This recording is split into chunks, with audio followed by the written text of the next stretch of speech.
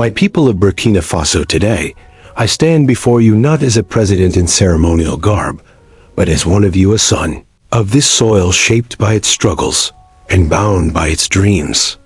We have faced a moment that could have defined our future for generations. A moment where the promise of wealth clashed with the price of our freedom. I speak of the $4.8 billion deal proposed by China's Prosperity Mining Consortium, an offer that glittered with the promise of schools, hospitals, roads, and jobs. It was called the investment of the decade, a chance to harness our lithium reserves to lift our nation from poverty. But beneath the shine of those promises lay a truth that would have chained us to a new form of servitude. 3 weeks ago, at a dinner in the presidential palace, I sat across from Wei Jiang, the head of the consortium. Over plates of our traditional cuisine, he spoke of our lithium reserves, the purest in the world, capable of sustaining operations for generations. That word generations struck me not for its optimism, but for its shadow. In Mandarin, a language I do not speak, but my trusted translator Isa Kanait, as the term he used, implied not just a long-term deal, but perpetual control. A 25-year agreement was what we negotiated, yet his words hinted at something far beyond. Kanat confirmed this, privately warning me that the Chinese delegation's private conversations revealed intentions not written in the French version of our contract. I ordered a deeper review of the agreement. Our legal team had studied it. Our economic advisors celebrated it. They saw schools rising from dust, hospitals healing our sick, a modernized military to protect our borders. Finance Minister Arago whispered to me, "This is a watershed moment." Yet as I sat in the grand conference hall of Ouagadougou's International Summit Center, surrounded by global media and the eager eyes of the Chinese delegation, my hands trembled as I read the contract for the third time. Section 17, the National Security Clause, seemed standard at first. It allowed Chinese security personnel to protect their investment at the mining sites. But buried in Appendix F was a provision that chilled my blood. This appendix granted Chinese security forces extraterritorial jurisdiction, not just at the mines, but in a 50-kilometer radius around them. These sites are near our military bases.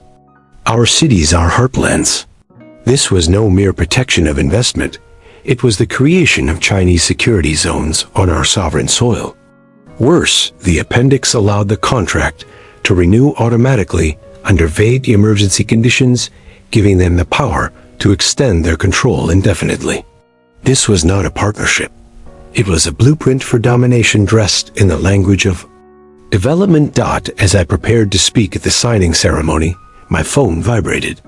A message from Colonel Widriago, my head of military intelligence, confirmed my fears. Intercepted communications revealed the Chinese military attaché discussing permanent base locations with our defense minister. They spoke of 5,000 security personnel, not to protect mines, but to establish a presence in our land. This deal was a Trojan horse, a way to plant foreign boots on our soil, just as we had begun to free ourselves from decades of French influence. Rose to address the room, the cameras, the delegation, the world.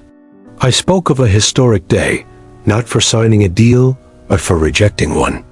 I spoke of Africa's long history of exploitation, where our resources enriched others while our people starved.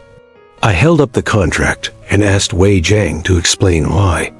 The Mandarin version differed from the French. Why it granted his forces authority over our land. Why it allowed indefinite control. His smile froze.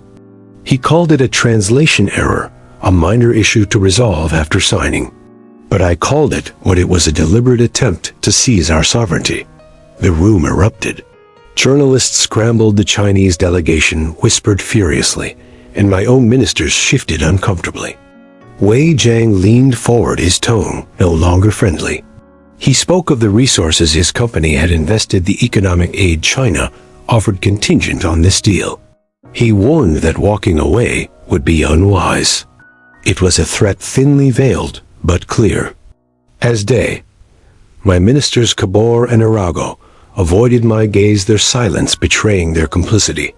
Later, in a private chamber, Connaught revealed the depth of their betrayal. He had recordings of the Chinese legal team discussing strategic expansion through contractual means, plans to bring thousands of Chinese workers. Instead of hiring our people, secret deals with Kabor and Arago, promising them personal wealth to push the contract through without scrutiny. I ordered the arrest of those ministers for corruption. I called an emergency cabinet meeting and played Connaught's recordings exposing the plot to trade our sovereignty for personal gain. I confronted Defense Minister Zongo, who admitted to secret talks with Chinese military attaches, claiming he believed I had approved them. The corruption ran deeper than I feared, but silence met my call for others to confess. That evening I addressed you, my people, not from a grand hall, but from a simple desk, speaking as one Burkina to another. I told you why I rejected the deal. Not because we do not need investment, but because we cannot afford to lose ourselves. I played the recordings, revealed the hidden clauses, and promised a new path forward. The path has not been easy.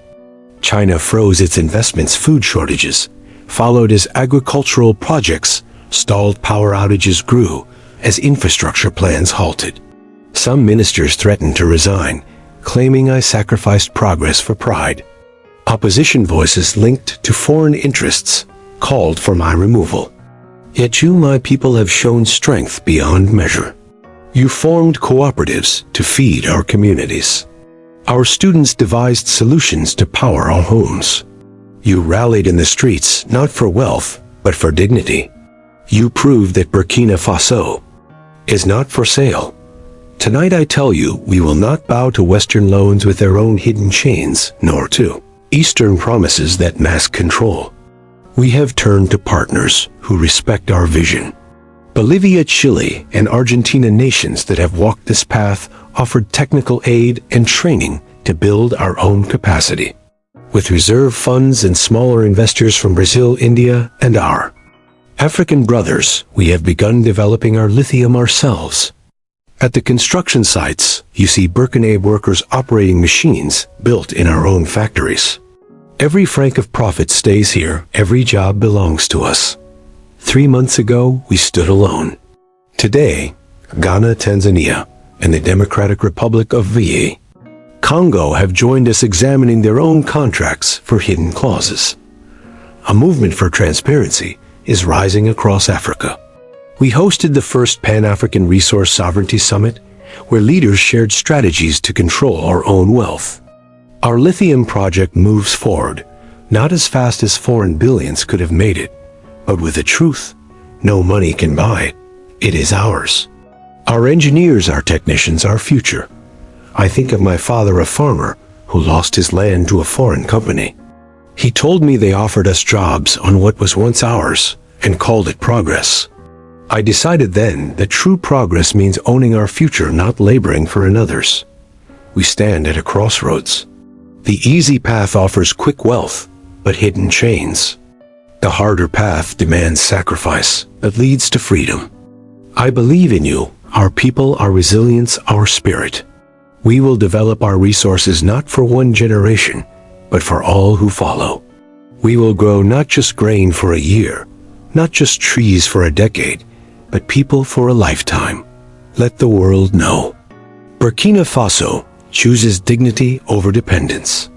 Our lithium will stay in the ground before we trade it for our children's freedom. This is our wealth, our strength, our future. Together, we will build it, and no hidden clause will take it away.